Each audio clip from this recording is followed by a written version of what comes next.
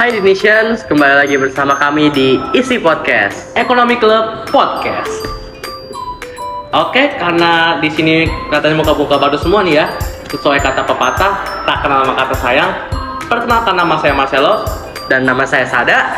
Dan kali ini kita kedatangan bintang tamu yang super luar biasa. Berikan tepuk tangan semua untuk Ko Sandi. Ya. Oke, boleh perkenalan dulu Ko.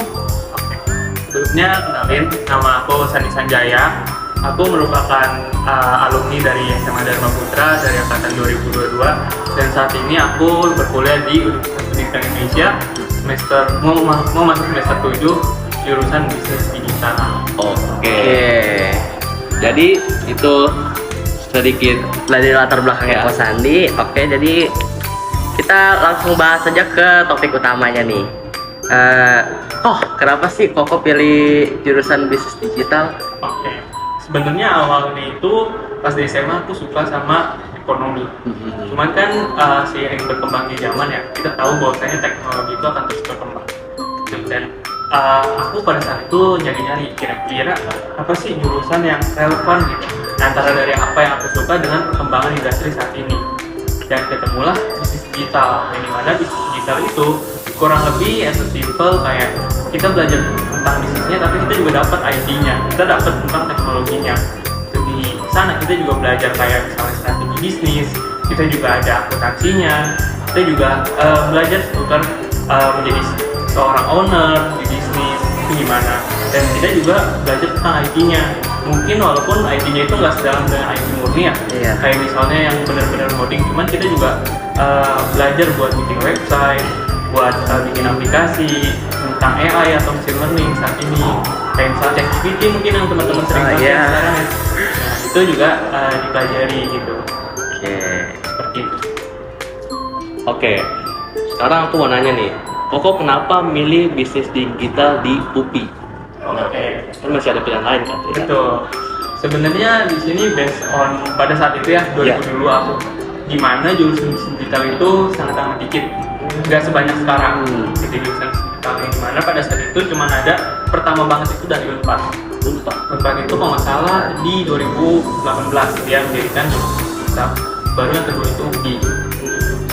Dan ada juga paling dekat di sini tuh pada saat itu UBM di swasta, Universitas Bunda Mulia. Nah, pada saat itu sebenarnya aku pengen masuk ke bisnis Unpad, bisnis digital Unpad. Aku daftar SNMPTN pada saat itu di bisnis Unpad. Nah, singkat cerita aku nggak lolos SNMPTN dan akhirnya coba lagi di SBMPTN karena melihat persaingannya begitu ketat di bisnis digital Unpad. Pada saat itu jumlah pendaftar dan penerimanya itu benar-benar besar banget lah perbandingannya, 1 banding berapa gitu, yang membuat dimana kayaknya aku coba buat second choice-nya itu ke bisnis digital UPI dan akhirnya keterima di bisnis digital UPI kayak gitu. Nah, tadi kan itu Koko pas mau milih ya, itu gimana sih proses belajarnya itu? Proses biar lolos SBMPTN. Oke. Sebenarnya kalau menurut aku ya pertama banget itu kalau misalnya buat belajar, cari tahu dulu waktu produktif kalian itu kapan. Cari tahu dulu waktu dimana kayak kalian bisa nyerap informasi itu kapan. Setiap orang itu beda-beda. Kayak misalnya aku mungkin orang yang tipe night owl, yang dimana kayak aku itu dapat ngalir gitu ya, otak itu bisa ngalir kalau di malam hari di sekitar jam 7 sampai jam 10 atau bisa sampai jam 12. Itu kayak otak itu ngalir, nggak tahu kenapa. Tapi ketika aku di siang-siang kayak bawaannya ngantuk, bawaannya jadi kayak kurang masuk gitu pelajaran, apapun yang dipelajari kurang masuk. Jadi pertama itu menurut aku adalah cari dulu waktu produktif kalian gimana sih, dengan cara apa, cari tahu dari coba-coba aja, coba belajar di waktu siang hari gimana, coba belajar di malam hari gimana, coba belajar subuh gimana, coba belajar tengah malam gimana. Nah, nanti kalian bisa tahu, kayaknya lebih ngalir pada malam hari deh, ngalir di siang hari deh. Dari situ baru kalian tahu waktu belajar kalian kapan. Baru di situ kalian cari tahu sebenarnya yang dibutuhin di SNBT ya sekarang ya. Iya, SNBT itu apa aja sih tesnya gitu. Kalau zaman aku kan ada TKA, tes kompetensi akademik, yang dimana isinya ada ekonomi, sosiologi, geografi, dan sejarah. Sama ada TPS, tes potensi psikologistik, kayak misalnya pengetahuan kuantitatif, penalaran umum. Nah, cari tahu itu sub bidangnya apa aja yang dites. Nah, dari situ baru teman-teman pelajari satu persatu. Mulai aja dulu dari TPS yang paling mudah. Itu di TPS kan kayak ada pengetahuan kuantitatif, itu kayak matematika, logika dasar, ada juga penalaran umum, di PP juga kayak matematika juga. Nah baru ke TKA-nya, kalau TKA juga dapat ya dari sekolah, finansial ekonomi, sosiologi, geografi itu kan dapat di sekolah. Gitu. Nah itu baru nanti teman-teman setelah dapat dari sekolah itu dipertajam lagi, dipertajam di nanti bimbel atau teman-teman belajar otodidak. Sekarang kan belajar juga gampang ya, bisa juga dari internet gitu ya, cari kira-kira silabus apa aja sih, soal-soal tahun lalu gimana sih, ya itu teman-teman bisa coba latihin. Dan sekarang juga ada manfaatin aja AI, ChatGPT gitu. Teman-teman tahu kan ChatGPT ya? Iya tahu. Itu mungkin bisa dipakai buat belajar gitu, jangan cuman buat ngejawab soal ya, nanya Iya. dipakai buat belajar kenapa sih jawabannya bisa itu, cari tahu lebih dalam di situ kayak gitu. Berarti kuncinya itu cari waktu yang efektif buat belajar. Nah, ini Koko berarti sering belajar nih kan ya? Nah, nih Koko pernah nggak sih pas belajar suka ke distract gitu? Scroll TikTok dulu scroll medsos, IG apa? Pernah nggak sih Koko? Pasti pernah. Kalau dari aku sebenarnya saran dari aku ya, itu teman-teman bisa pakai yang namanya Pomodoro Technique. Tahu Pomodoro Technique kan?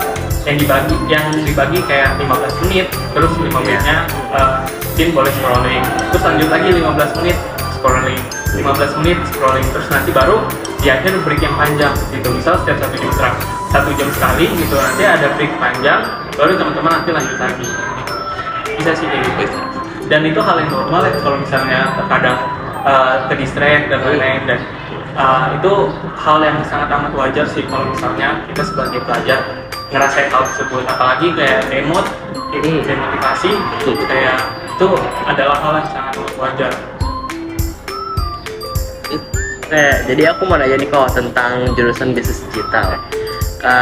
Dari beberapa sumber yang aku dengar tuh kayaknya bisnis digital tuh kayak ada pembagiannya gitu loh. Kok bisa bantu jelasin gitu nggak sih kok? Oke. Ini aku disclaimer dulu. Ini adalah semacam pemfokusan di bisnis digital rupiah, teman-teman. Di bisnis digital itu terbagi menjadi 4 konsentrasi kurang lebih. Yang pertama itu ada di bidang manajemen atau di bagian bisnisnya.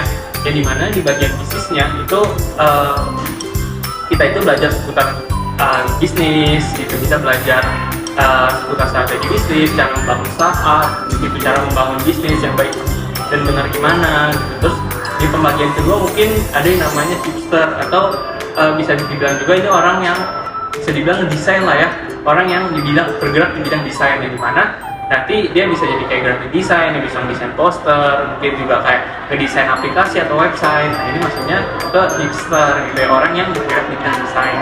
Lalu yang ketiga itu ada yang namanya hacker.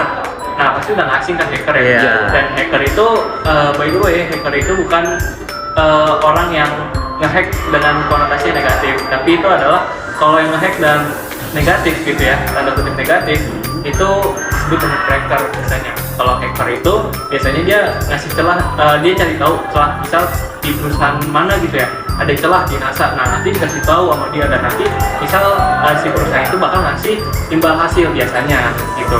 Banyak perusahaan besar juga yang ngasih imbal hasil kalau misalnya dia bisa nemuin celah di website atau di aplikasinya kayak gitu. Nah mungkin kalau hacker itu yang bergerak di bidang IT lah, yang bisa membuat website, aplikasi, dan baru yang terakhir itu yang sekarang lagi hype banget itu di bidang cloud, itu di bidang data. Yang dimana di bidang data itu kan kita tahu ya, ChatGPT itu kalau misalnya model-modelan kayak Gemini yang milik Google itu, atau Grok yang miliknya Elon Musk itu kan sama-sama chatbot ya. Nah itu makanannya itu apa? Makanannya itu dipakai makanan data. Nah makanya si Kon ini yang bertugas buat ngurusin datanya gitu. Kon ini yang bertugas ngurusin data yang nantinya mungkin dipakai untuk di bagian AI gitu sih kurang lebih bagian. Dan aku disclaimer itu pembagian di jurusan bisnis digital UPI gitu. Kalau misalnya di tempat-tempat lain aku kurang tahu, cuman kurang lebih gambarannya kayak gitu yang dipelajari. Dari Koko sendiri itu, Koko masuk ke bagian yang mana? Kalau aku sendiri, aku tertarik di bidang cloud karena aku ngeliat juga ya perkembangan di zaman sekarang ya seputar AI lagi marak-maraknya gitu. Dan aku ngerasa kayak jurusan pembagian cloud itu kayak visioner lah, kayak untuk kedepannya itu bakal dibutuhin banget. Makanya aku ngambil pengen menjadi seorang data science, data analis, atau mungkin bisa jadi AI engineer ke depannya. Katanya gitu sih. Oke. Kayaknya kamu tertarik banget nih sama data nih ya. Iya, betul. Emang apa sih keunggulan data itu tuh? Bisa dijelasin lagi? Oke, kalau terkait dengan keunggulan data ya seperti yang kita tahu, fun fact aja teman-teman, kalau misalnya sekarang itu data itu merupakan salah satu resource yang paling banyak di dunia. Nah, dari resource yang besar itu perlu diolah lagi. Nah, mungkin dong pakai dengan mentah-mentah. Iya. Nah, pasti perlu juga diolah lagi, dibersihin kalau misalnya ada data-data yang kosong. Gitu. Nah, nanti saatnya data-data yang udah diolah ini akan digunakan untuk keperluan, karena jujur aja sekarang itu perusahaan-perusahaan itu butuh loh data untuk perkembangan bisnis mereka. Kayak misalnya contohnya misal mungkin hal yang paling relevan ini kayak misalnya penjualan deh. Mungkin kalau misalnya kita buka marketplace gitu ya, di Tokopedia atau Shopee gitu ya, mungkin kayak kita nge-live jam berapa nih yang rame gitu ya, kan ada tuh biasa. Nah, itu bisa dipakai datanya, misal kayak nge-live kamu jam 7 malam. Nah, berarti ramein lah promosinya jam 7 malam gitu, mana yang banyak yang beli di situ atau banyak yang nonton di situ. Nah, itu kan itu juga berupa data loh buat perkembangan perusahaan gitu.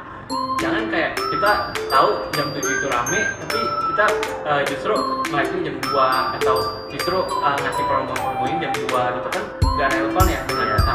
Nah, padahal data itu menunjukkan bahwasanya jam 7 ini banyak loh penontonnya gitu loh. Makanya bisa dipakai promosi ke sana gitu, supaya bisa menarik pengguna biar banyak yang beli gitu. Itu sih data itu salah satu hal yang penting untuk perkembangan bisnis perusahaan. Jadi data itu sebenarnya dipakai buat para business owner buat merancang strategi mereka ya. Betul.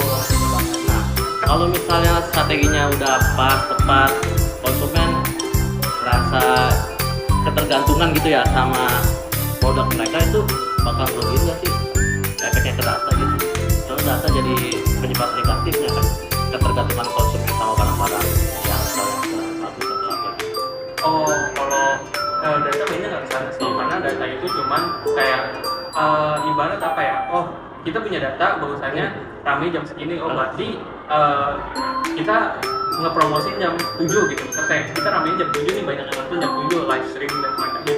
Berarti kita harus live jam 7 dan kita ngasih promo-promo jam 7. Nah, terkait dengan tadi buat ketergantungan dan lain sebagainya, mungkin itu lebih ke ini ya, mungkin entah produknya atau entah konten yang diberikannya, itu mungkin lebih ke arah sana. Tapi kalau data itu cuman kayak data ini nunjukin lo kayak gini gitu, berarti kita harus seperti ini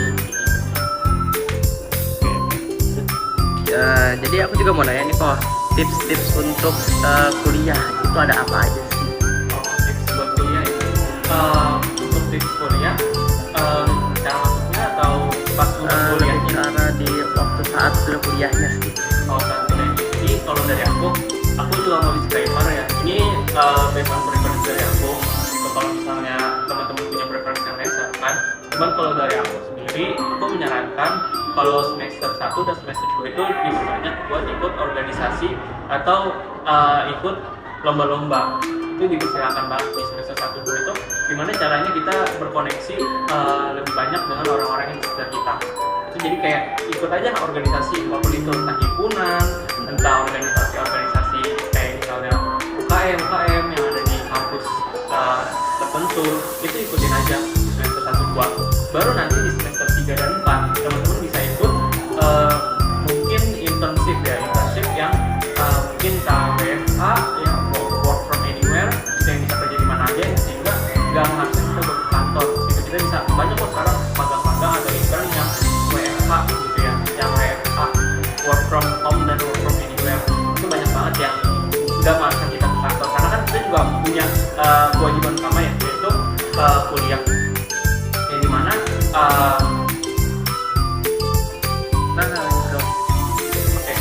yang dimana tetap kita mewajibin dulu kuliah kita seperti apa, baru nanti dibarengin dengan kegiatan-kegiatan dari internship. Karena tujuan dari internship di semester 3 dan 4 itu adalah untuk membuat portofolio gitu, membuat portofolio supaya nanti di semester 5, 6, 7-nya teman-teman itu yang dimana diharuskan biasanya ya secara operator tuh biasanya mengharuskan magang di kampusnya, itu teman-teman udah punya portofolio sehingga bisa apply di company yang tergolong besar gitu, company yang terkenal. Jadi dapatlah kita di company kecil atau menengah ke bawah dulu, tapi nanti di semester 5, 6, 7 kita udah punya portofolio untuk kita apply ke company yang besar.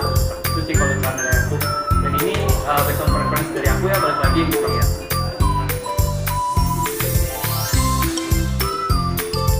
Oke, mungkin segitu aja podcast dari kami.